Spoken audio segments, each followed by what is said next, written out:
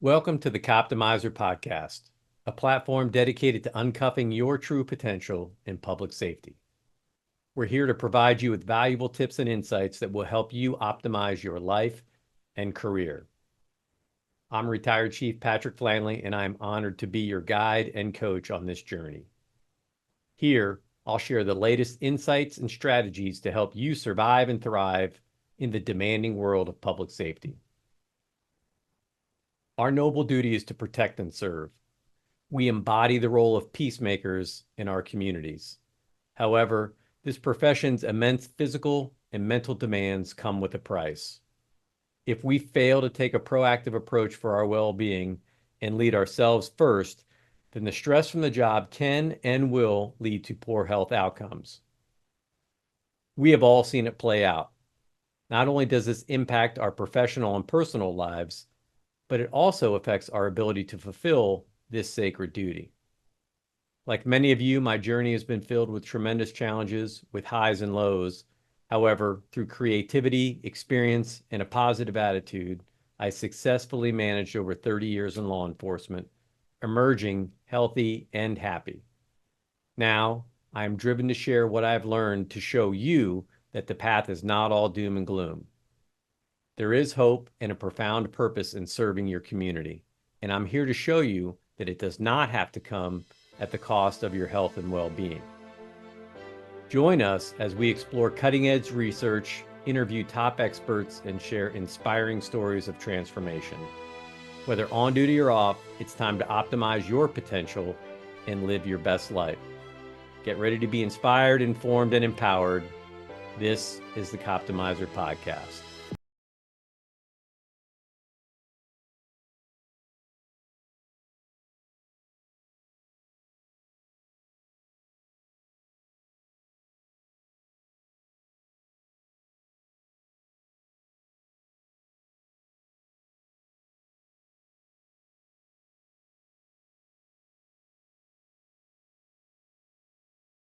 Greetings, all. Welcome back to another edition of the Coptimizer Podcast. I'm your host, Patrick Flanley, retired chief of police and current, you know, jack of all trades, master of none.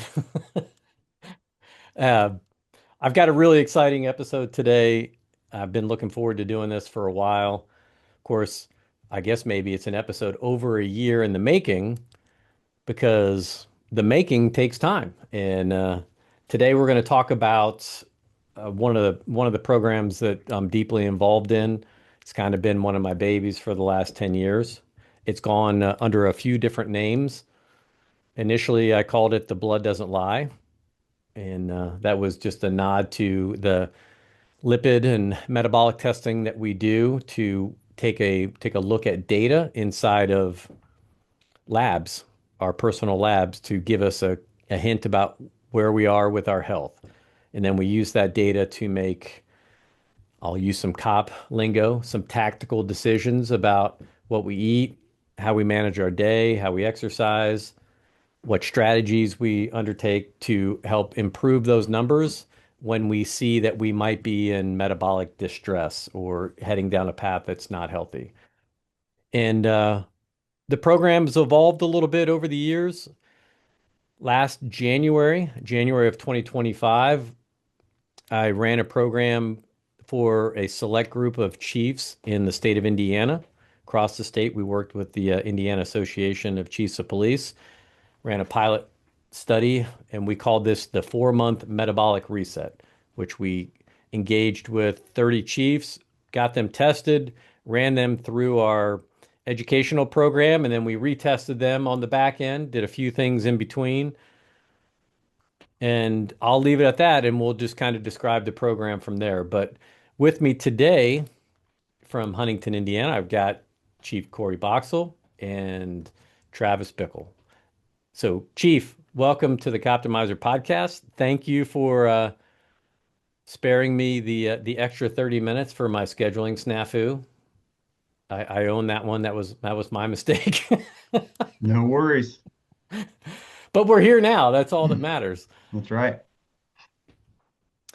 So yeah, Tell us a little bit about yourself, Chief. yeah, Where are you? And, I know it was kind of a long, boring intro, but I'm nope, excited to chat. yeah, quite all right.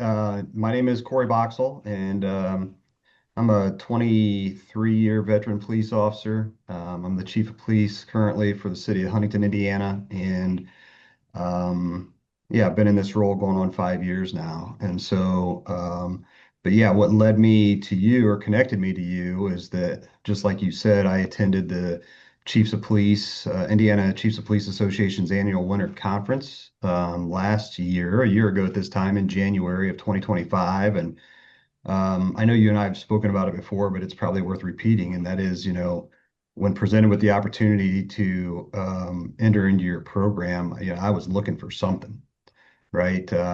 Always throughout my life, been a pretty active and athletic guy from a workout perspective, but not only workout, just my lifestyle in general. And, I've always been a guy that could eat just about anything and not really gain weight until I, entered into my 40s and now into my early 50s. And, things change. And I slowly, throughout my life, I've been like 165, 170 pounds forever. I'm like 5'9", right?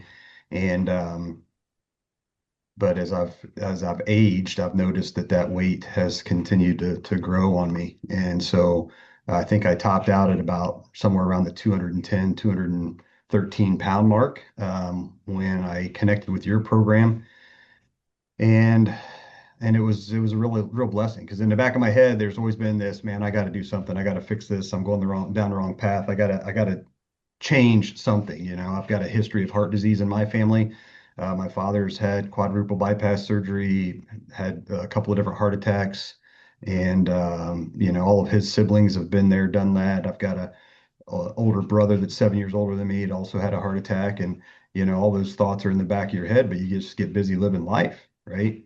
And so, again, when you presented us at that conference with this opportunity, man, I was looking for something, and it just kind of hit me. And the program's been fabulous for me. So, um, not just the information that you provided through the blood doesn't lie, and I think all of that is phenomenal. That the blood work is just a confirmation of what's truly going on and what's truly changing your life from an eating habit perspective and a dietary perspective. And so, one of the most powerful things that I learned through the program was just how to eat properly and from that carb perspective and how to change my insulin resistance score. And I know you and I talked about this too, but one of the most powerful days I had in the program was you had hooked us up with Dr. Charlie Cavo, and he did a Zoom meeting with all of us, and we started talking about carbs and carb counting and what how many carbs are good. And I still have screenshots on my phone that as we were in that Zoom meeting, I'm chiming in through the text chat and I'm asking these questions, and Dr. Cavo was answering them, and I'm saving that stuff on my phone because I just didn't know. I'm like, how many, when I first started the program, I was eating zero carbs, like none. And I definitely had the keto flu. And my wife told me afterwards that I was a real jerk during that time, right? And Yeah. and I just Well, cops are used to that though, aren't we? that's Yeah. true. We We we get are. told that more than when we're experiencing a little bit of keto flu, but Yes, we absolutely are. But yeah, she made it clear to me that I was quite the a-hole in the midst of that keto flu, and I didn't realize it, but I knew things were changing because I could feel it within my body. And then you guys supplying us and connecting us with the folks with the keto air and a phenomenal device that really helped solidify things for me and give me that affirmation of what I was doing was putting me on the right track. And then you got to have that feeling within your body that to know where you're at and learning that. And I go back to Dr. Cabo, and I can remember him, how many carbs are good and where should I be at? And he said, like, start with 20 grams. And I'm like, oh, I've been doing zero, right? I can do 20. That's like a dessert. That's like a treat. So, I got on that kick, and then we just kind of worked up from there. And then again, with that affirmation through the Keto Air device, I was able to figure out like where I needed to be, and obviously logging all that and keeping track through the MyFitnessPal app was huge and ultra important for me. And so again, it's more than just your offer of the program, and it's more than just the blood work, right? All those the blood is the proof, as you say, blood doesn't lie. That's the proof that it's really truly working. But it was all those little things along the way that helped solidify and give me that affirmation that things were going well. So, with all that to be said, completely changed my lifestyle, and here I am a year later, and I'm down like I think I was down 40 pounds at the most. And to be honest with you, I was probably a little too skinny. I was kind of feeling a little weak, and I know some of the folks that you had connected us with throughout the program, Graham in particular, had told me at one point in time that I just flat wasn't eating enough calories, and that I was probably losing weight, but I probably wasn't losing weight the proper way. And that kind of struck home to me, and I think he was absolutely right. I definitely eat more now than what I did when I was in the heart of the diet, but I also am more focused on what I'm eating, and again, still counting those carbs and doing things the right way. So I would say, I got down to as low as about 170, but I think I've been staying pretty steady at the 175, 178 mark, and I'm really content with that. I feel strong. I feel good. My energy level is phenomenal. No more having to Any, drink a bucket of pop after lunch to stay awake in the afternoons, right? So from that aspect of it, the program as a whole has been really a great blessing to me, Patrick. And I just want to say thank you for getting me on that path and connecting me with all those people. well, it's like anything else in life. People can put opportunities in front of you, but it's up to you to engage with it. And you did all the work, so you did the hard part. That's what I try to tell everybody is like I can show you the data and I can put you on the path, but you have to walk it. And we all come from our own places. We all have our own struggles, and so it needs to be highly individualistic. But you touched on a lot of things, and we're gonna over the course of the next 45 minutes to an hour in this discussion, we'll touch on a few of them. But I want to back up before we have Travis jump in and introduce himself real quick. The the idea that cops have to die young, or it's kind of silly, you're right, but it's a reality. And we do know, and there's conflicting data out there, whether it's the lifespan of a police officer, if it's 17 years below the national average. I've seen some numbers say it's 24 years. What we know is indisputable is higher rates of cardiovascular disease than the general population. Pretty sound data that says cops are more likely to suffer a heart attack or die from a cardiovascular related event 25 times more likely than they are to that of an assault, or some type of an attack. And that should really capture our attention. And I've talked about this in pieces over the last few years, but this year we're going to spend some time kind of digging into the nuts and bolts of this program and talk about precisely why we do what we do. What you and Travis have been engaged in is a program that's been running in one form of another for probably about 20 years. Uh, my 10 years as chief, I ran a couple of iterations of it for my former agency. I know retired Chief Steve Pitts out in Reno has done.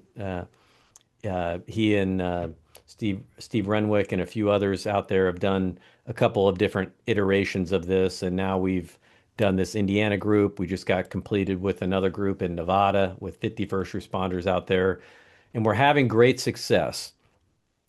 Um, and the reason that we have really high participation and engagement rates, and the reason why the numbers are doing what they're doing is because we're putting the right hands or the right pieces of information, the right pieces of data into the hands of the people that need it the most. And we're showing them what their risk factors are, and then we're giving them the tools on how to reverse it. And like I said earlier, no one can do it for you. You have to do it for yourself. But armed with the right knowledge and the right information, anybody can do this.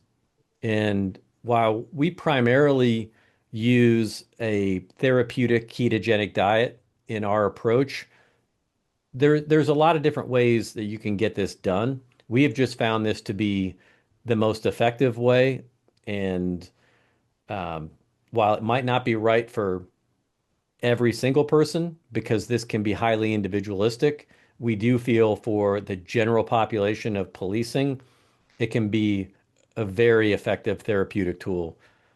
And it really comes down, we look at 7 different lines of data when we do these tests, but primarily what we're going to talk about today is insulin resistance and what we call the LPIR score, the lipoprotein insulin resistance score. And it's a blood-based marker that estimates how resistant your body is becoming to insulin. And it often shows up if you know how to look for it and you know what the right numbers are. It'll show up years before type 2 diabetes or other abnormal blood sugar numbers appear. And so instead of like measuring for just glucose alone, which most of us get when you, because one of the responses I get a lot of times is, oh, we get labs, our officers get physicals every year, and yeah, they test blood sugar. And the way that that's done is for us, instead of just looking at that, is your score 100 or below, which is typically what people are looking for. Um, we're looking at the particle size and number of those lipoprotein particles. And in doing it that way, the particles change in very predictable ways when insulin resistance develops. The reason why this is so important for the police population is because there are lifestyle factors and there are job um, there's job qualities, there's mandatory responsibilities that we have that make police work in many ways a carcinogen. Means it may, it it can cause these things. There is a causal relationship between shift work and high stress policing environments with insulin resistance. And so when I give my presentation, when I do this in person, I like to show some funny pictures and some funny videos because cops, we we like to laugh at ourselves, all right? And we like to laugh at a lot of things, but I like to show Chief Wiggum, from The Simpsons. I don't know if you guys ever watched The Simpsons or not, but when he's got his gun, he's got the donuts stacked on the barrel of his gun and eating the donuts off of his gun. Uh, the cops and donut jokes are kind of ubiquitous, but the general population in society in general has kind of been conditioned to laugh at this, like, hey, the overweight cop sitting in the donut shop eating his donuts or in the fast food place. But there's never really a follow-up conversation as to why. Why is that? Because we have standards when we're coming out of the academy. We're healthy, we're fit, we're hard charging, we're energetic, we're passionate, and then something happens. And then in that 3 to 7 years on the job, it's not uncommon to see people gain 20, 30, 40, 50 pounds. It's not uncommon to see their generally positive disposition slip into a mindset of negativity. Optimism kind of gets lost. And the reality is we ask our police officers to go out and do a very difficult job under very difficult circumstances and to try to go manage people, human beings in their worst situations. Not just once or twice a day, but sometimes all day long. And then go home, take a shower, get a rest. Now go be with your family and then come back and do it all over again tomorrow.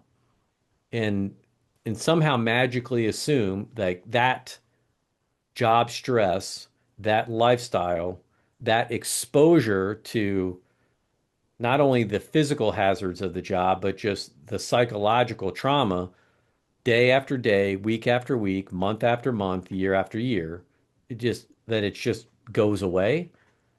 Yeah, it's not practical. And so without going too far down that rabbit hole, what we find is there are early warning signs. There are things that we can look. There are data, specific data that we can look at and we can tell you what path you're on. And that LPIR score is the one that we've really zeroed in on. Now we look at a few other things because we need more pieces of the puzzle to give a complete picture. But that LPIR score alone, when it's 0 to 30, we know that a person is insulin sensitive. They're in a very metabolically healthy range.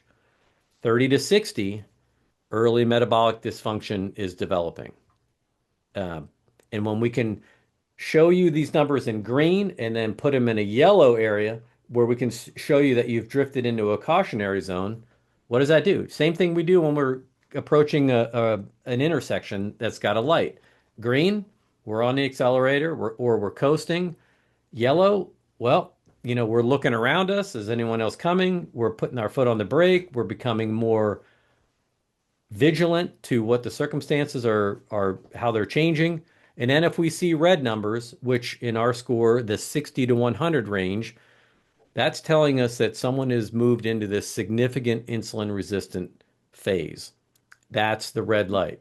That's where we need to stop and we need to assess and we need to figure out what's happening. And so, why this matters for first responders is that most people, including many fit officers, this is not just officers that that might have gained some weight, that are overweight, that don't look healthy. Um,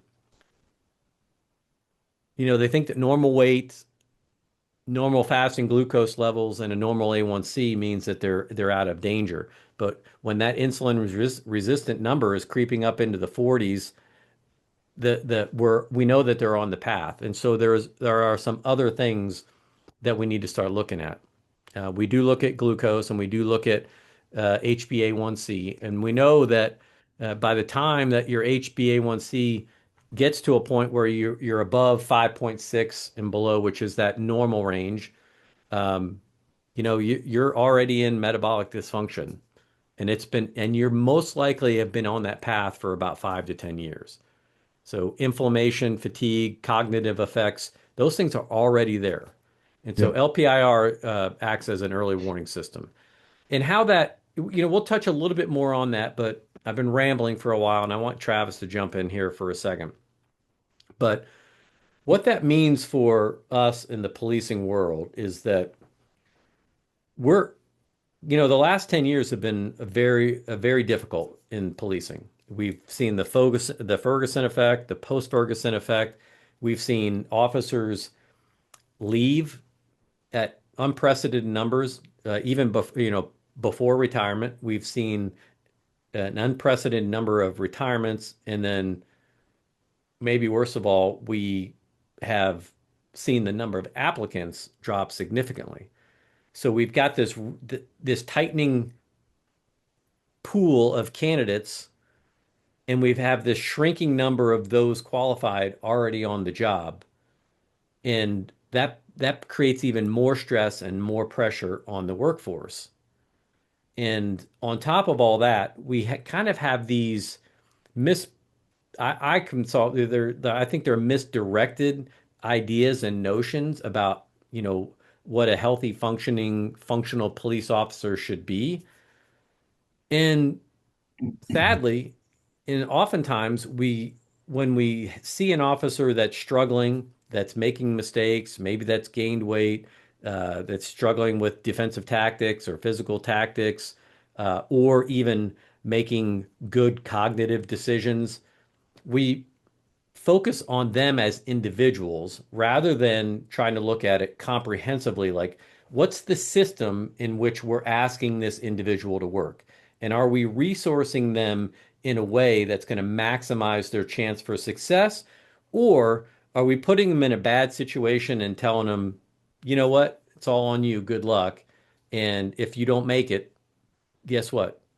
We'll just hire the next person. You're replaceable. Next person up. And you know what? If we're honest, that's the way policing worked for the last 30 to 40 years. And in the last 5 to 10 years, there's been a reckoning that like, you know what? Not only was that model wrong to begin with, but it's no longer sustainable. And we have to find ways to teach, educate, equip, and train our officers to be successful from day one till the day they retire and then beyond into their retirement. Send them out the door in a condition that allows them to be functional so they can go enjoy their retirement, like their hard-earned retirement. And that's where I come from this from a perspective where as a, a recent retiree, within the last 5 years in the state of Indiana, which all three of us are in, maybe you guys are in a good department or someone that's, I'm not saying that my department wasn't good, but I think it's rare to find an agency that has healthcare plans for their retirees. So Right. once you're out the door with that pension, guess what? We've used up the best years of your life in policing, and at the time when you're going to start needing that health insurance the most, we have this gap between age 52 and 65 where you're on your own. And if you don't take care of yourself, you're most like there's a really good chance you're going to bankrupt yourself or your family trying to maintain uh, a poor quality of life from the time you're 55 to 65 to what I think it was 68, maybe the last number I saw on the average lifespan. Some numbers show as low as 57 for cops, and the 5 year data is horrible. Uh, so that's why I do this. That's why I run this program because it's not an inevitable thing. It's completely within our control as law enforcement leaders, as community leaders, and as providers for our officers and our agencies to say, you know what, there's a better way. And that's that's a long, long way of getting here. I had to give the background on the LPIR score and why it was important because a lot of people listening may have just never heard that before. But that's why we're on this show today. And because Travis and I have had a lot of conversations, and I know Chief and I have had a lot of conversations over the past year. Not many people know this, and no one's, it's not something that you're going to get taught in high school. It's not something you're going to get in a health class. If you're not proactively seeking this kind of information out, it's never going to land in your lap. And I can promise you that it's going to be rare to find a primary care physician or even a culturally competent physician that even works closely with policing that's going to give you this information that's aware of it. And so Very true. so we got big, we got a big mission. We've got to educate people. We've got to show them the path. Um, with all that being said, Travis, I'm super excited to chat with you today and with your chief because I think what you guys have demonstrated is the path forward. And before I kind of get into that story, or before we get into it, Travis, go ahead and tell us a little bit about yourself and how you wound up hanging out with a couple of old chief. Well, I'm an old chief. Cory's a young chief. Getting a little longer in the tooth, right? But Yep. Getting there, not there yet.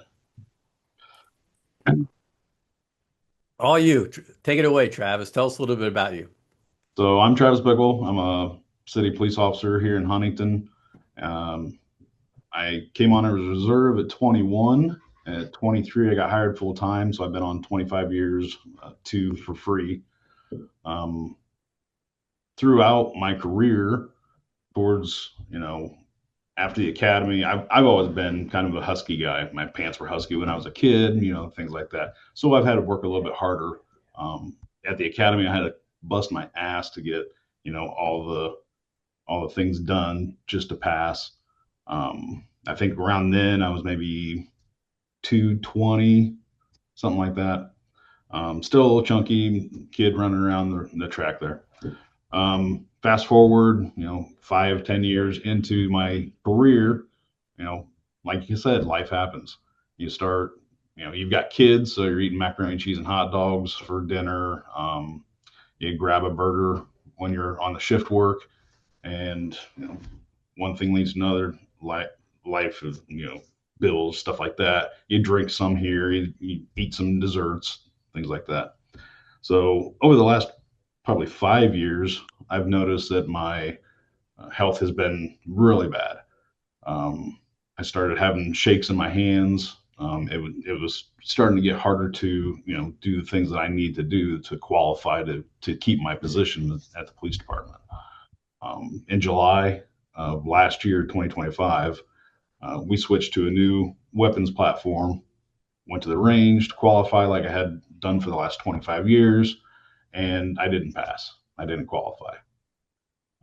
That was rough because I had never not passed anything in my career. Um, Talking to the chief, firearms instructors, things like that. Just worked out a plan. I was on light duty for been 4 months. 4 months ish. So I started light duty after that, and then the chief and assistant chief brought me in their office and talked to me, and the chief says, "Hey, I've got this program that Patrick gave me, and I went through it with the Chiefs Academy or the Chiefs Association." And he said, and it helped me. He said, "I'm willing to try to get you into this program if you're willing to do it." I said, "Absolutely. Anything I can do to fix what was wrong with me and get back into working on the street because I didn't want to. I don't want to quit. I don't want to retire. I didn't want to sit behind the desk, for 4 months, but that's what it takes." And I said, I absolutely would do that. So Chief got me hooked up with the program. I think I talked to you maybe a week or two later up in his office, and then we just got into it. I went to LabCorp, got my blood done, and then just started the program, getting all the information from you guys. In the weekly meetings, Monday night, we would meet on Google forum like this and just go through everything. We talk, we help each other out. We had a Google chat, so we text back and forth questions, things like that.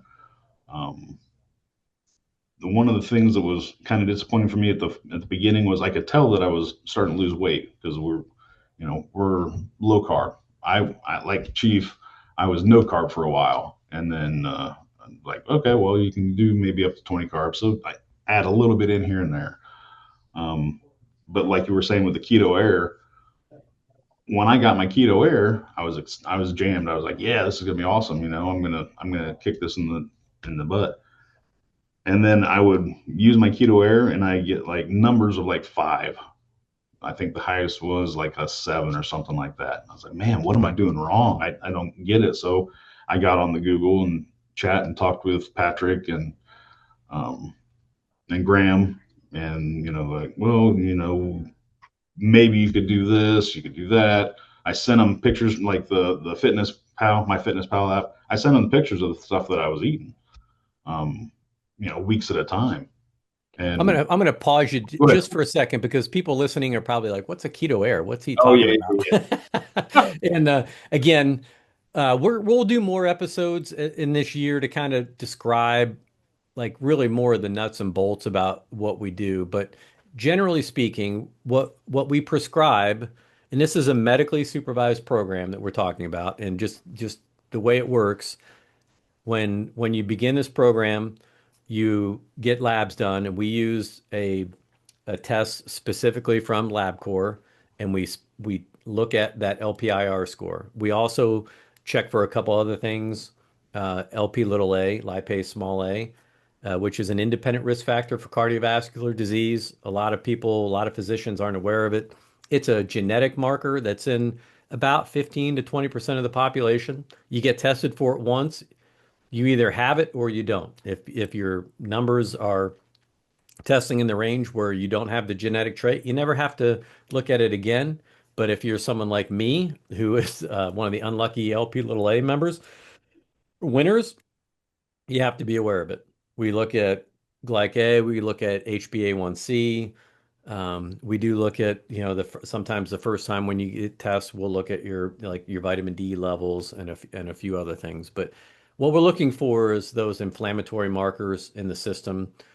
Um, And again, going back to the LPIR score, and why that's important for policing is because uh, the profession is, we'll just call it metabolically hostile, right? It's rotating shifts, constant sleep disruption, chronic stress, irregular eating hours and nutrition plans, which really creates, where we live in these high cortisol environments, which drives up our blood glucose levels, which activates our insulin response system. So you can be strong. You could even, I mean, you can have good PT scores, functionally capable, and still be insulin resistant. And that's going to elevate your risk for hypertension, type 2 diabetes, cardiovascular disease, even what a lot of people now refer to as type 3 diabetes, which is Alzheimer's disease. But prior to that is cognitive decline and cognitive impairment. And what's one of the most important things that a cop brings to work every night? The most important thing we bring to work every night, you know, is His that's brain. that brain, Yeah. the 6 inches behind the, between the ears, the thing that makes all the decisions, all the training, all the equipment, all the money we spend. It all comes down to the human and how they make decisions on how to use all of that knowledge, equipment, technology. So, I mean, I like to frame this discussion about LPIR score really in this, it's not a disease marker, it's a performance marker, and it's a warning sign. So high insulin resistance is associated with reduced metabolic flexibility, which I'll get to. That's where we'll come back to that keto air. Slower recovery, greater fatigue under stress, impaired cognitive clarity, poor emotional regulation, which is why, things like Aura rings and Whoop straps and other wearable technologies are going to change the future of officer wellness. But as long as we're really collecting good data and we know what to do with it. So back to the data, and sorry to interrupt there, but You're when we introduce, the body really has two fuel systems. It has glucose and then has ketones. And when your body runs out of stored glucose, it will produce ketones that can then tap into the fat cells to unlock energy.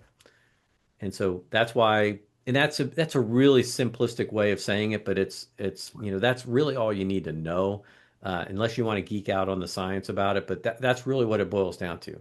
That's why when you sleep, well, people tell you all the time, right? Oh, you should eat 5, 6, 7 small meals throughout the day. That way your energy stays balanced.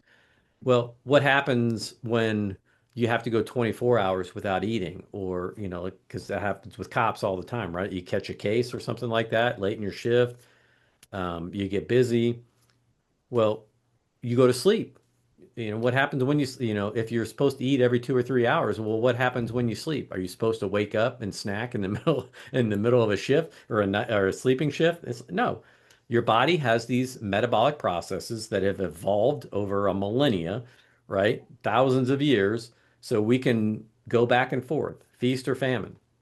And the brain really likes ketones. The body likes ketones. The only way to get into a state of producing ketones is you have to use up the available blood glucose. So that's why we eat a low carb nutrition plan. It's so we don't introduce the carbs that convert to blood glucose that keep ketone production low, and insulin numbers high. We want those ketone numbers high so we can keep our insulin numbers low and still have good energy. Um, that's a very simple way of saying it. But what you were exposed to in that first couple weeks of the program is, number one, we give you a food list, right? This is based on clinical studies. This is not voodoo.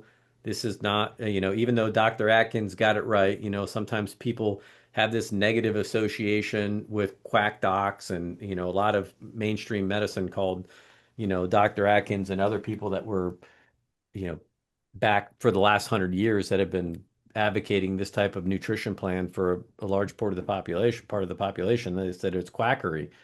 Well, it's not. I mean, it's rooted in science. It goes all the way back to the 1920s where they were using ketogenic diets to help treat psychiatric disorders and epilepsy, seizure problems. So what that keto air is, it's a little breath, if cops would, matter of fact, I think mine's sitting right here somewhere. I can show people. I keep it right next to my meditation chair because I'll do this in the morning. Um, it's just a little device that you blow into, and it tells you what your breath ketone levels are. And that tells you if you're producing ketones or not. It's a data point. That's all it is. It's a waypoint. If you're trying to navigate across the country, you use a map, and now you have GPS that tells you where you are. Um, if you were a sailor in the ocean, before there was things like GPS, you might have even navigated by the stars.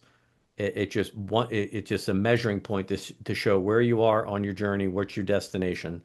Ketones and ketone production, we know that if we can get you into a range where you're producing ketones, you're going to have high levels of sustained energy over time, and you're going to feel good, and you're going to burn fat, and you're going to lose weight. And losing weight is really just a byproduct of having a good nutrition plan. So and again, we don't even necessarily focus on losing weight. What we're looking about is controlling inflammation, providing good energy, and moving those lipids in the right direction. So you get this little device, you're adopting, you're new to this low carb plan, you're following it, you keep blowing into this thing, and it's not giving you the number that you want. Right. And you're getting frustrated, and you're not alone because it happens to a lot of people. And then that's where the coaching part of this program comes in, is because like the chief said, he used MyFitnessPal to start tracking his macros, right? Just like every day when you go to work, most cops, they're filling out a worksheet every day. This is what I did today. Here's a sign of my log and my activity. If you're not tracking what you're doing, it's hard to say, well, is what I'm doing effective or not effective? I guess if my results are good, I assume that what I'm doing is good, even though you might just be lucky, right? Not good.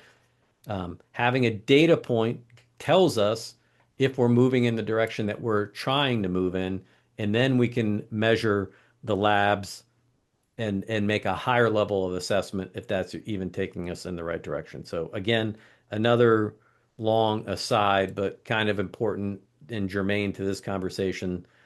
So I'll kick it back to you, Travis. You're not getting the numbers that you want, and what does that tell you? Uh, well, like I said, I was getting the results. I was losing weight and I was feeling better and things like that. And Graham, I think, mentioned, hey, maybe do a 24-hour fast. So I said, yeah, I can do that. Well, at the end of my 24-hour fast, I was like, well, I can keep going. So I went and did another 24. So I was at 48. My ketones, again, were low, like 7. And I was like, what the heck? So I talked to Chief, and he's like, well, try my keto air. So I did, switched out mouthpieces, tried it, and I blew like what was it, 29, 28, something like that. I was like, I think it was a 28 or 29. Yeah. yeah. So I think whatever reason that keto air just wasn't working right or whatever. So Yeah, you had, in all fairness to Keto Air, I think you guys had like Gen 1, like version 1 of the device. And right. Yeah. And I think maybe whatever, but the chief let me use his, so I used his throughout the entire process. Um, long story short, I went from January of 25 at 300 pounds. My A1C was 74, 7374, to when we did our LabCorp blood work again. My A1C was down to 5.6. I completely reversed my type 2 diabetes. My high blood pressure is gone. I'm not on any kind of medications anymore. And I was down to 239 pounds. So that is freaking unbelievable, man. great. Hey, and I'm going to repeat that just so this sinks in because, and again, I've mentioned this previously in the podcast, but um, you know, unbeknownst to me, when I started this program, coming from a completely different, the fitness side of the house, a CrossFit background, tactical background stuff before I was even chief.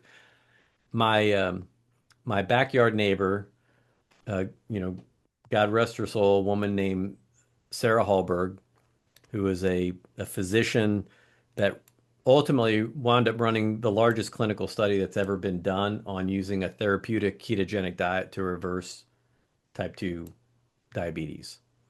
So, there's some discussion about whether we call it remediation, reversal, curing. Um, I don't know that type 2 diabetes can ever be cured, but it can be reversed and you can become asymptomatic if you follow the right nutrition and lifestyle program. And she showed it in her clinical study. And that's one of the reasons why at the beginning of the program, we always suggest everybody, one of the first things they do is watch her TED Talk. She did a TEDx talk at Purdue and uh, says why the guidelines are all wrong.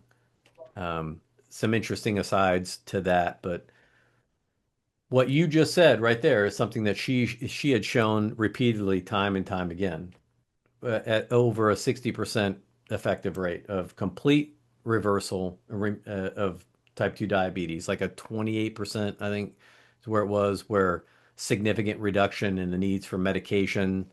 And about I think it was 11 or 12% non-compliance rate, where people just, for the most part, didn't follow the program. Um, so you went from uh, an A1C of over 7 down to 5.6, which is in that ideal range, off all blood pressure medications.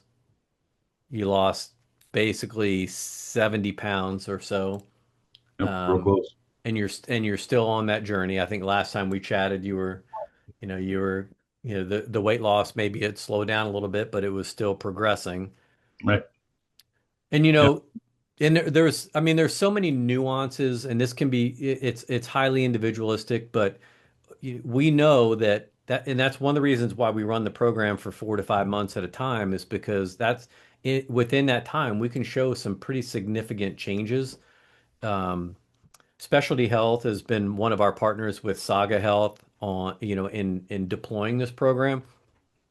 And they've been tracking this data for the last 20 years. And so we can predict with pretty good accuracy for people that are following the program and that stick with it and that have the right tools and the right resources, will follow a very similar trajectory. We have had, um, well, Chief, I don't, did you make it to the summer conference last year?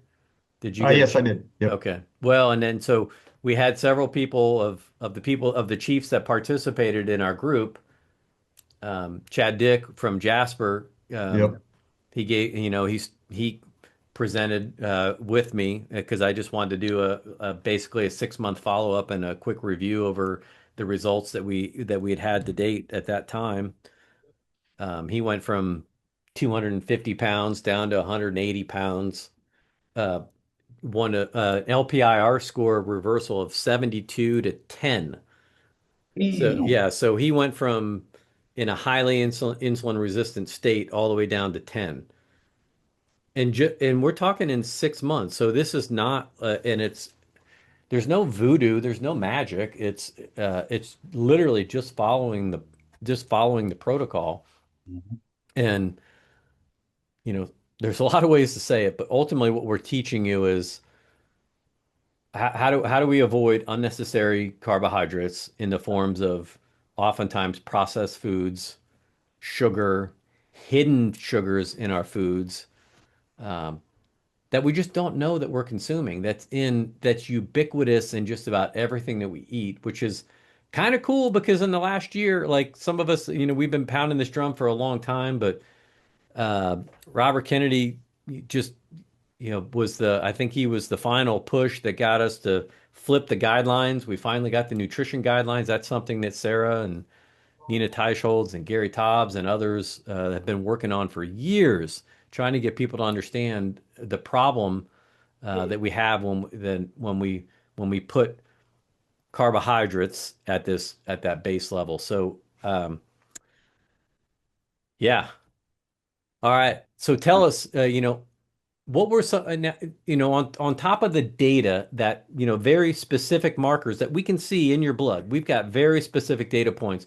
What are some of the anecdotal things that you noticed that maybe you even noticed long before you got retested? I think we talked about like how your joints felt, how you moved, the shakiness in the hands, that kind of thing. Yeah, yeah, and that's all improved. I started feeling better, like I said, started sleeping better, started working out, getting in the gym, walking, treadmill, kettlebells, strength training, things like that. More clear-headed. I could think better, and I wasn't always worried about what am I gonna eat or when am I gonna get to my next meal, because I just go home and we cook a meal at home by ourselves, me and my wife, and we plan it out. We'll have chicken and vegetables. We'll have eggs and cottage cheese, things like that. So we don't do processed anymore, like you said. We look at all the labels.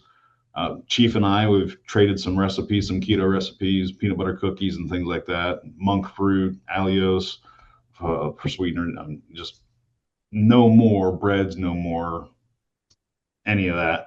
And yeah, the inflammation goes down. You don't have sore joints. I can walk farther. I can run farther. I don't get tired as much. It's just, it's insane how better I feel now than I did then. And and some of those exercise routines I got from you guys, going through the Google chat and stuff. I can't remember who mentioned it, but he talked about walking and pointing your belly button at your lead foot. Yeah, Yeah, that that kicked my Dr. Mark yes, yes, Cucuzella, yeah. yes. That kicked my ass when I first tried that. It was insane, but it works. And I showed my wife, and she couldn't do it. But yeah, just everything about it, and amazing how quickly it started.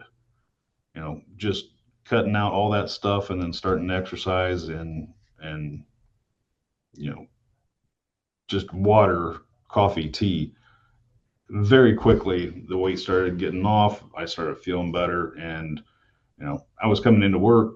I was still on light duty at the time, but I was coming into work, and I'd have a protein shake for lunch, go home and eat dinner, and what we say, no blue light an hour before bed, no food 3 hours before bed, no drinking 2 hours before bed. And I've been doing that, and it's just insane how much better I feel. And I'm still going. I still got a little work to do, but I'm still going. Yeah, we call that the 3-2-1 rule, and it's pretty common. It's just a really simple guideline. Don't eat 3 hours before bed. So don't drink anything up to 2 hours before bed. It's that way you use the restroom right before you go to bed. So especially for men, once you get over 40, you're not waking up in the middle of the night to use the restroom, interrupting your sleep. And then no blue light. The blue light, can stimulate cortisol production. It can dampen your melatonin production. So these are all just kind of little sleep techniques, all the things that we teach about um, sleep hygiene in the program. It's important that everybody. Well, that's interesting. My camera just turned off. Well, you guys are the stars of the show now. No video here. But it's important that people understand that it's a little bit of everything. And one of the first things that again, the blood doesn't lie. So we give you the labs so you have that data point. Once you have that data, that helps set the motivation for what needs to get done. And if we're honest, so like most of us know when we've drifted a little bit, right? When we know like, hey, I've gained a little bit of weight. Maybe I've I'm having a couple extra beers, 1 or 2 nights a week, or I'm eating fast food a couple days a week when I wasn't doing that, and you can see a little bit of change on the scale. But really, when finely tuned, we know based on how we feel, oftentimes more than before we'll see it reflected on the scale or something like that. So that little rule, the 3-2-1 rule, it's just a great way to set your day. And then if you're working a day shift and your last meal is at 6 p.m. and you go to bed at 9, you wake up at 5, you got your 8 hours of sleep, depending on when you want to work out. A lot of times you can get up in the mornings, like after you've gone a week or two, you start to realize if you're someone that normally ate breakfast right after you got up, if you extend that time out, you can have your cup of coffee, but if you don't introduce sugar or a creamer that's loaded with sugar, you can extend that fast out until mid-morning where you don't get hungry. And next thing you know, your ketone production is staying high for longer periods of time. Your energy feels really good. And that helps then with the mental clarity. Now, because we don't even necessarily encourage people to start exercising or changing things about their exercise program until they've really got the nutrition dialed in and they've got a good routine going because exercise can sometimes change our approach to food and nutrition. Sometimes it can drive our the what we think we might need in terms of energy production. So it's good to ease into this, and that's why the coaching element of it is very beneficial. But Cory, I want to come back to you, Chief, and now you're a year post this program. You experienced the benefits of the program yourself, and then when you saw one of your guys struggling, you threw him a life raft, right? Instead of letting him drown, you threw him the life preserver, and it was up to Travis whether he wanted to grab a hold, climb in, and start paddling, or whether he wanted to continue to drown. So tell me a little bit about that process because I can't tell you how proud I am of you, and because that's not something that we see oftentimes. I think we see the easy decision is to, cut an officer loose, bring in somebody else. Um, but maybe you just take a minute to walk us through that. Sure. I will say this, there was never a doubt in my mind, in my assistant chief's mind, that Travis wasn't worth saving. Um, you know, when I took this job as chief of police, our prior chief, you hit on it earlier, how difficult it is to hire people in today's world and what a struggle it is that we go through, trying to find the right person to go out there and take on these tough tasks, like you mentioned, right? And our prior chief had been with us like 8 years, and I thought he was the greatest chief that I had ever worked for. And he had this extreme goal in mind that he was going to get our department to full staff. And we're a department, we're now slated for 37 officers. I think at that time we were maybe slated for 35 or so. But the guy worked his tail off for like 8 years, going on 9 years, and could never get us to full staff, right? It's just that evolution of unfortunately, what law enforcement is today. So close, so many times, right? One officer here, one officer there. I've now been in this position, like I said, going on 5 years, and it's still my goal, and we're going to continue to try.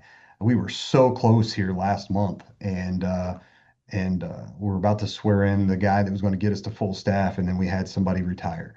And God bless him for retiring. That's all well and good. But I go back to Patrick, what you said. Man, it's expensive for one to go through that process to find an officer. It's expensive to train them in today's world and get them through the academy, and not only that, but get them the training that they need beyond the academy. And we get so focused on that because that's where we think our next one is coming from. And we focus so much on recruitment that sometimes I think we lose sight of retention. And, the truth of the matter is we have these very well seasoned officers that, yeah, we're not investing. We might be investing in them from a salary perspective because of the longevity, but it's so worth it. We're not investing in them as much from the training aspect, from the, how to deal with the public aspect, because these guys are seasoned. They've been there and they've done that. And um, one thing that I will say about Travis is that uh, I call him the Huntington Rolodex, right? I need something done. I need to know about somebody in our community. And Travis is a wealth of knowledge, and he always has been. And he always has had this really special connection to our community. Not only was he born and raised here, but he's the son of a, former police officer, police detective captain. They have really strong family roots in our community. And the guy just has incredible people skills, and I always sitting here staring at me on the screen, but there's no denying that. And there was, like I said, I go back to there was no doubt that he was never the guy that we were ready to cut ties with and have him right off into the sunset, and we forget about him and we go on to the next one. He's worth saving. There was no doubt about that.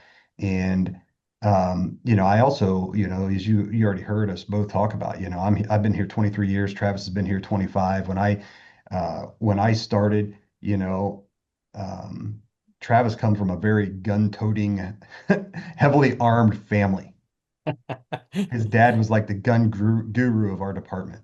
And and so I was an athletic guy growing up playing a lot of sports, but I was never into guns. In fact, never shot a whole lot of guns and firearms before I got here. So when I got hired, it was one of those things that myself, Travis, and a couple of other officers on a Saturday, we'd go out to the Isaac Walton League and we'd shoot. And Travis was a hell of a shot. Very good. Somebody that I looked up to and admired and wanted to be able to handle a firearm as proficiently as he did. And to see us both go throughout our careers, and I'm a hugely competitive guy. Travis knows that. One thing I like to pride myself on at 52 is I like to go to the range and beat these young people. I struggle to do that at times. I'm not going to say I don't, but at the same time, when us old people can still shoot and keep up and shoot better than these young people, man, there's a little motivation behind that, and I think we all would agree with that. So to get the report, because I wasn't there that day, but to get the report from our firearms people that Travis failed to qualify, obviously I got a little bit of a personal connection there, and there's no hiding that. But I go back to the fact that I knew that there was never a doubt that Travis wasn't worth saving. So, we had talks. You hear things throughout the department, about Travis and some. We haven't really touched base on it, and I'll leave that up to him. But it wasn't just like a flip of a switch, and all of a sudden, boom, he can't qualify, right? There was other things and indicators that he was struggling physically, and we knew that, he knew that, and so I had heard things throughout the department of Travis is trying this, Travis is trying that, and this was just kind of the final deal that kind of really connected us, right? And it forced us to, from proficiency and policy standpoint. But at the same time, when I was able to sit down with Travis and hear him tell me what he's doing and sense his frustration, right? Because he thought he was doing all the right things to try to correct his metabolic path. And I've never been an instructor at our department. I used to be a former DARE instructor, and I'm just like, and I was so excited about what this program had done for me. I was eager to tell him, like, hey, let's do this and let's do this and let's do this, and I can help you do this and I can help you do that. And yes, I had lived it, and it does give me some semblance of credibility, right? That I could help guide him down that path. But what I really knew was it's not about me, it's about the team, right? And connecting him with that team of people that you put us in touch with, that's where it was really at. And how could I do that? And so It's one of those, it's much like we deal with throughout law enforcement. We see people in addiction and struggling with addiction all the time, right? And it's I've been there as a detective. Travis has been there as a patrolman without a shadow of a doubt. You can force recovery on somebody, and in the vast, vast majority of the time, and I would venture to just guess 90+% of the time, it never works, right? They have to 94. they have to 94%. want it, Yeah. right? Yep. They have to, it's that proverbial rock bottom that we've always heard of, right? And I would say that equates very strongly to the situation that Travis and I were both in, and maybe not as much me as him, but like I said earlier, I was looking for something. And so when we got to that point, um, it worked so much better for us to offer that to Travis from a volunteer perspective. And God bless you guys for being able to accept that and take Travis in and get him into that Nevada group like you did, and him to prove himself, right? Not only we gave him the resources, but he had to show us that he wanted it. And I knew it was in there. We all knew it was in there. And I had a lot of faith that, man, Travis is going to prove us all right. And he's going to set a phenomenal. And I told him in my office that day, I'm like, you know, I'm just super proud of him, Patrick. That's what I can tell you. Because he has not only added many, many years to his life, as Dr. Greeny said, right? But Right. he has set a tremendous example for the people within our department. The people that, and I'm sure they tell him to his face, but I hear it all the time, man, Travis looks great. Man, he looks good. He needs to fix his uniform, right? Because it doesn't fit anymore. And those things, but people say those comments, but they mean it in the most sincerest, positive ways, right? And and I just think that's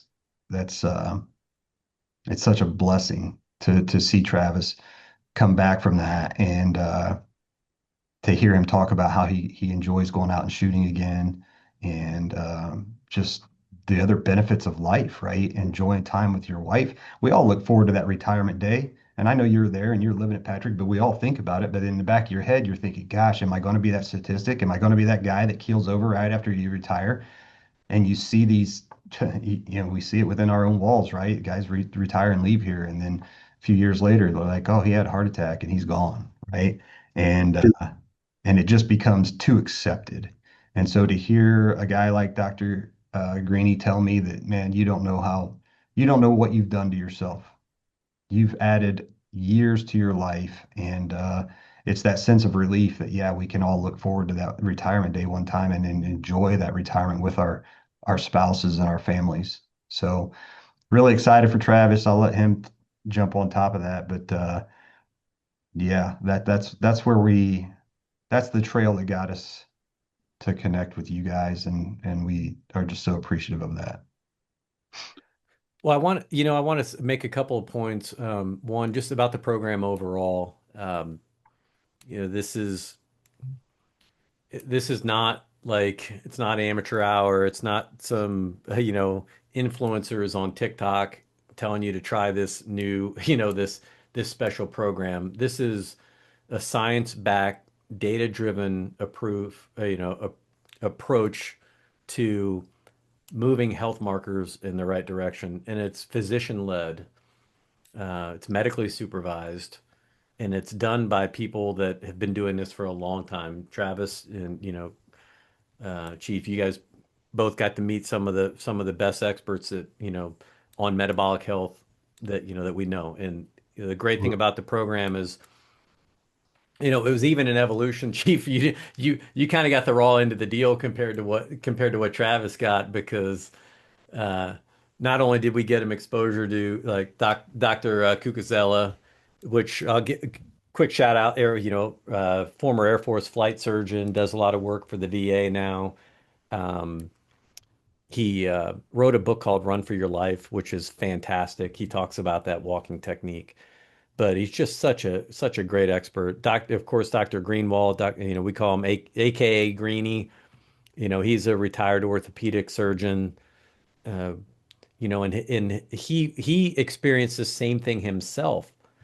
Um, and when he got exposed over 20 years ago to this concept of the LPIR score, and then thinking about all of the people that he operated on, over the years of his career, amputating feet and legs and arms and things for, because of that long-term damage from insulin resistance and metabolic dysfunction, type 2 diabetes, and more. And he's just so passionate about helping cops. And it's funny because he always jokes that we're a sick bunch. He's like, you guys need all the help we can get you. And uh but his actions where his mouth are, and he says that jokingly but lovingly. And I know he's going to be excited to listen to this episode. But before I kick it back over to Travis, because I knew this was going to happen, we're already, I think well over an hour. But this is such an important topic. One, we look for grants and we look for funding opportunities, and we're in the process of that now with Saga Health, trying to find the right ways to fund this program to bring it into organizations. Our goal is to get every police officer tested on that for that LPIR score and a few of the other markers that we do, or as early on in their career as possible. Because even when you're young and you're healthy, what we want are these career markers, like these uh, moments in time, these snapshots in time that we can come back and we can measure where we're heading, where we can see maybe where we're going off track. If you're working a night shift, like I did for 15 years, like I love the night shift. I did not love what it probably did to my health long term, but Right. I was just fortunate to be in a position where I got exposed to some of this data very early in my career, so I was always mitigating or doing what I could. But it wasn't until I was in like the chief's chair, like chief, like you're experiencing, the when you're faced with this dilemma, you've got a 25-year veteran that, that's on the brink, right? That in the end might have to retire if we can't find a way to get things turned around. And when when we think about hard cost and when we think about investment in people, the, what I'm trying to get this shift in policing is to move away from this idea that these wellness programs are an expense. It should be covered by HR or on the municipal side. And yeah, maybe it should be. There's a lot of good arguments for that. I don't really care where the money comes from. If it comes from the police budget, if it comes from the city budget, county, wherever you work, as long as it's there, because it's a long-term return on investment that we're making. Very, very small, like thinking let's just look at it in these terms. A cardiovascular event like a heart attack for, let's just say, an officer that's been on the job for 15 or 20 years and they survive, right? We know this is the number one killer of cops. The average lifetime cost now for that officer to that municipality is going to be anywhere from $500,000 to over $2 million. It could be a lot more depending on what the complications are, but you can generally say with a high level of confidence that's $1 million. That's $1 million. Now, $2,500 for a program that can create long range, long term benefits, it will pay that back like almost 100-fold. Think about that over the course of an officer's career. So the direct replacement cost for a police officer, on average, you're looking at $100,000 to $200,000 per officer, depending on what the salary range and where you live and where you work, right? So some estimates total like the training and readiness costs up to like $240,000. Is that might be from Perf, um, benchmark analytics maybe. Benchmark, I think the data I saw was the average time to reach uh, like full productivity for a basic officer is Right. about 18 months. Yeah. So let's say you're already understaffed and now Travis retires. You can't hire Travis's replacement until Travis is off the books. That's just the way it works with the State Board of Accounts. Even if Travis says, you know what, I'm going to retire in 3 years, I'm in the drop. Like a 1 year out chief, you can't hire somebody and start training them Right. until he's off the books. Um, which, is oftentimes, when you're a line officer and you're like, why are we always 10 officers short? Why, or 20 or 50 or 100, depending on the size of your agency. Well, there's part of the complication. It's the way the system works. But the cost in that first 15 to 18 months is your recruitment and your background, the time that you're paying an officer to be at the academy when they're away. They're not providing any value on the street for that 18 months. You gotta buy them firearms and bullets and uniforms and body armor, all the technology that comes with it. Um, when you're short on the street, now you have to pay your existing staff overtime to fill the gaps when you don't have enough manpower. And then you've got the administrative and the supervision costs, and then to top that off, you're looking at really 3 to 5 years. That's the sweet spot where we know somebody has now been trained and working long enough where they have that experience where they require a little less direct supervision. But even then, there's going to be some supervisory expense that goes with that. But the hidden cost, the cost that chiefs typically don't discuss, city councils don't discuss, mayors and city managers don't discuss, are the productivity and the experience loss. Because what we just said is we got Travis, like Chief, you said, 25, he's a local product. He's got local institutional knowledge. He knows everybody, has all these relationships.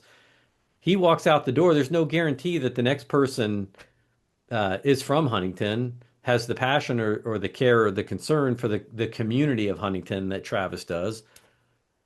And now you've got to replace all of that on top of all that experience. We're talking, you know, a new officer, you've got decision making speed, you've got pattern recognition, you got community knowledge, informal and formal networks, tactical judgment under stress.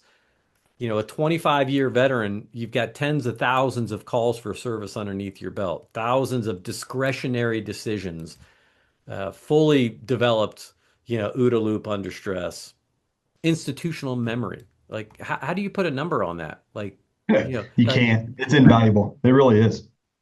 yeah. So, I mean, it's like you don't replace a veteran officer, you replace their position. You put somebody else there. It's not Yep. it's yeah, and those costs are they far exceed the amount of dollars that you're going to wind up spending. So true. I could go on and on and on. It's just one of the reasons why I'm so passionate about what we're doing with the Coptimizer, what we're doing with the Metabolic Reset program, and I've been very fortunate through this program and the work that we've been doing to meet some phenomenal people, the group of chiefs that we worked with, getting to meet guys like you, Travis, getting to know people like Mark Cucuzella and Dr. Greenwald and Graham and Tom and some of the other people that we work with Saga Health to roll this out. But Travis, you got to participate with in the online environment with our group from Nevada, and we're seeing the same results there, across the board. For the people that are engaging, we have chiefs and sheriffs that are just like, wow, like this is like we just never even thought this was possible. Like to see some of these, it's like people are getting a reboot, a fresh start on not just on life, but on their careers. And again, I go back to that. It's like, how do you put a price? How do you put a price tag on that? Like, like someone coming to work that's energetic, that's enthusiastic, that is caring, compassionate. That's not that's not kind of the burnout, metabolically deranged officer that we create, like that society creates, and that the environments that we ask them to go work in. And one of the ways I used to describe this to my dad was like, after I'd been on the job for a few years, we were chatting one night, and I just told him, I was like, man, at times I feel like I'm a human garbage man. That's what I feel like. I work the night shift. I'm out where patrolling around at night. You wind up in the ERs, and you just see all the problems and all of the things that get discarded by society where nobody else, is willing to step in. Nobody cares anymore. You're the mentally ill, the addicted, the abusers, the robbers, the shooters, they're all hanging out at night. And man, like to ask cops to deal with that day in and day out, it's like getting in the sewers and swimming around and then to come out smelling like freaking roses and sunshine. Right. It's just not, it's not fair. And Yeah. I'm not necessarily a person that likes to scream it's not fair. But that's the reality. So Travis, uh, let's wrap this up.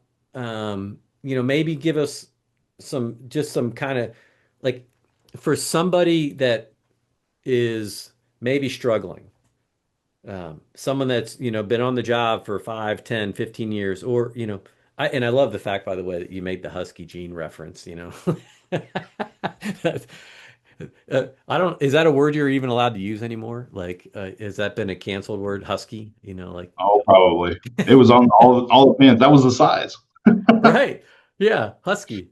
I wore tough skins, right? I can't. We've talked about that before. That it had the knee patches that you could iron back on. So when you wore holes in the knees of your jeans, that we all did, right? Us latchkey kids, it was like you didn't get a new pair of jeans. You weren't going to the Gap for sure. That's the only part that wore out. We'll cover that back up. But I mean, how would you encourage somebody that might be struggling a little bit, if they're listening to this and you share them, what would be your wisdom that you would want to share with them? I'd probably just start out by asking them how they feel right now. Do you want to feel better or do you want to keep doing what you're doing now? Because I didn't want to keep doing what I was doing now. You know, try it. If it doesn't work for you, try something else. But keep trying because if you just give up and you stay where you're at, you're just going to fall behind on everything, your life, your career, your family. Do you want to retire and again, enjoy it? We had one of our officers, he retired and it's been several years ago, but he retired, went home, what, 2 weeks, chief, he passed away. Uh, we, like he said, we have it in our walls. It's happened here. So do what you can for yourself, your family, your department, and your retirement. Get out there, just do it. You got to do something. Did you Try to, find it was hard to sustain it once you got going? no, no, absolutely not. Um, the mindset of I'm going to do this and then getting all the information from you guys and the encouragement, that the ability to just pick up the phone and text somebody or call somebody, email somebody, get on the chat, that was awesome. Um, but yeah, once you get the ball rolling, it's easy. And again, it feels good. You feel better. And the more you feel better, the more you want to keep doing it. And the harder you want to push it. That's why I was saying, the carbs, get rid of the carbs, no breads, no noodles, no nothing like that, no processed foods. We're done with all that shit and we're not going back. And it's easier for me, I guess, now because my kids are adults. So I'm not making them food, like I said earlier, macaroni, cheese, and hot dogs and stuff like that. Or some of our guys that just have brand new kids, 5 years old, stuff like that. And that's what they do for their kiddos. We all did that. Looking back, I wish I would have changed then. I would have changed the way my kids eat, the way I was eating, and I wouldn't have been in this predicament now. But hindsight, like I say, is 20/40 or whatever. Uh, but yeah, I would just say if somebody is struggling, reach out to somebody and talk to them. Reach out to one of us, talk to us, your buddy. Do something to fix your predicament before your predicament fixes you. Yeah. It's the difference between being proactive and being reactive. And policing, historically, it's hard not to be reactive to some things, but this is within our control. And you touched on a couple of really important things.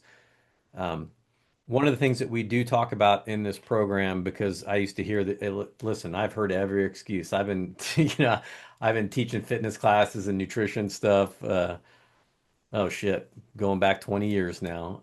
I did my first wellness presentation for our police department in the late 90s. So I've heard it. I can't say that I've heard them all because every time I get in a group, I generally someone says something that, like there's a variation on a theme. But there are there are some things that that are completely unavoidable. Shift work, 24/7, 365 work. It's unavoidable. Mhm. But once you know that, now, and what you understand what the risk factors are, and you have the data points, now we can institute changes that can mitigate the risk. You can't prevent it. Just like you don't know, right? It's just like a traffic stop. Like you can get lazy on your approach to a traffic stop and take one in the chest one day, right? Or you can be disciplined and take the same approach, knowing, I don't, we'll say passenger side approach, right? People want to argue this stuff too, but like the point is, you can take a disciplined approach to what you're doing, follow the laws of averages, put yourself in the best position to be successful. There's no guarantees in life, none whatsoever. You can do everything right and still wind up maybe, having a bad outcome, but the chances of that happening are significantly lowered when you're doing the right things. And we have enough population health data to show that this program and what we're doing is highly effective. Yep. And like you said, it sucks when you put a picture up on the wall in your police department because somebody, I've seen it, you guys have seen it. There's not a police officer out there that has not seen it because that's what's killing cops. Um, the number one killer is cardiovascular disease, and the number two killer, sadly, is suicide. And suicide, we now know, has significant direct connections to poor metabolic health. If you're in and you and we'll end on this, but you touched on it, right? What's one of the first things that you notice when you clean up your nutrition, you get off of the junk, you get a good night's sleep, and you do that for a couple weeks, and bam, wow, my joints feel a little bit better. Like literally, the sun looks nice today. The sky's a little bit bluer. And guess what? I'm not anxious. Like I'm not Mhm. dreading things. Like that's the way we're supposed to feel. We're not supposed to feel anxious, tired, depressed, angry, hurt. And there's there's a lot of people that need this program, and because you guys have been willing to share, but more importantly, we're willing to invest in it yourself and go do it. Um, that's like I couldn't have asked for a better, a better, I don't know if you want to call it advertising or what, or a better example for why I do this than you two here today. And that's like, so from the bottom of my heart, I really appreciate you being willing to share this story. Um, cops tend to be pretty humble, quiet people, and we're really good about sharing our successes. Sometimes we're not good about sharing our struggles, and it's in sharing those struggles and and finding pathways out of that really are going to make the big difference in the end. So thank you. Any Yep. final words, guys? I just want to thank both of you guys. Yep. The whole team. The bottom of my heart, and I appreciate it. Thanks, brother. Appreciate it.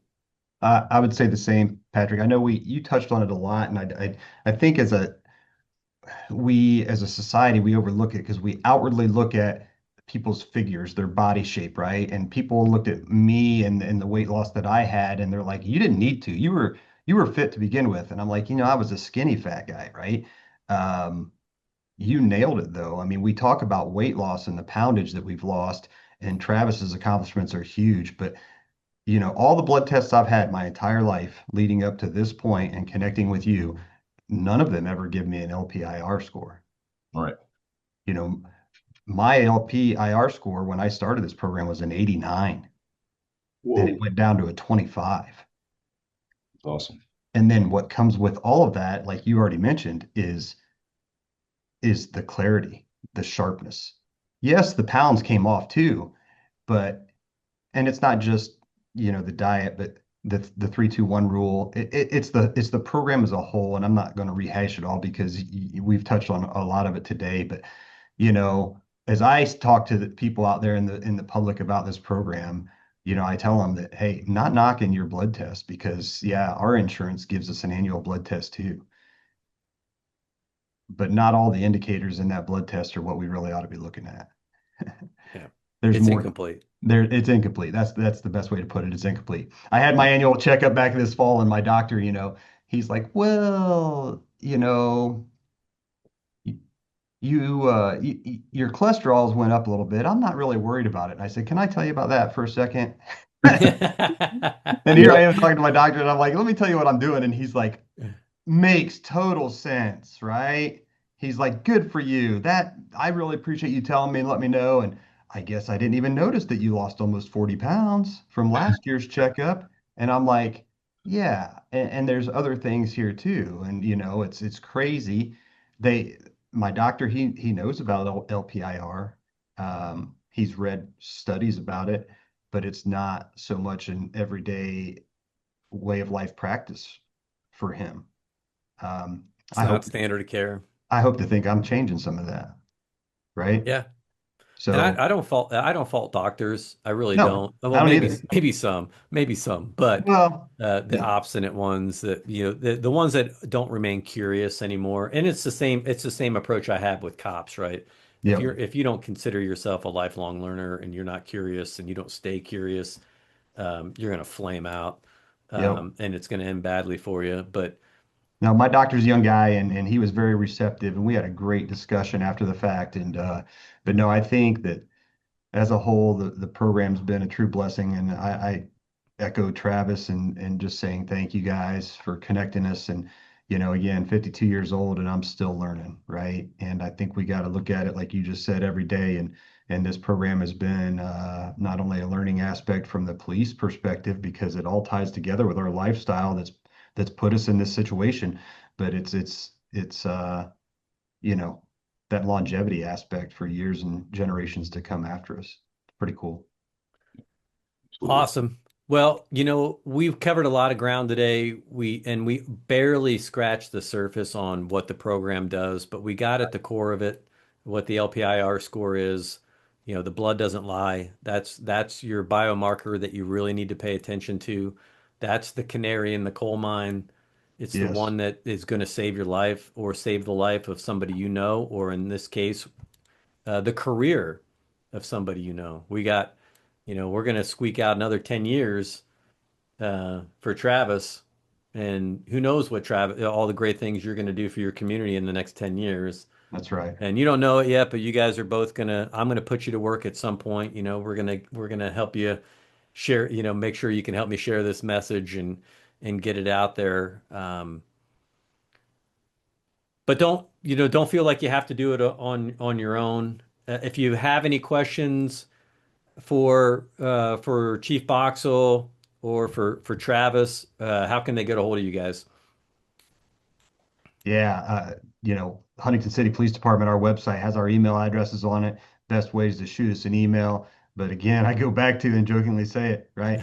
We're here 24/7, 365 days a year. There's always somebody to answer the phone, and those people know how to find us. So look us up on dispatch at our dispatch center, and they'll get to us. And man, I'd love to help people out.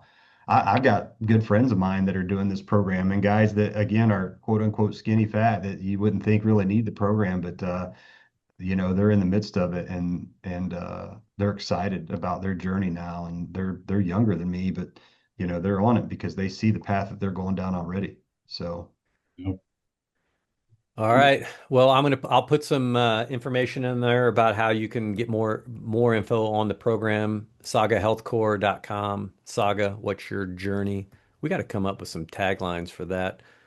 And again, it's been a pleasure having you guys on the Coptimizer podcast. That's my goal. That's my mission. Cop optimization. Um, how to live a long, healthy life, right?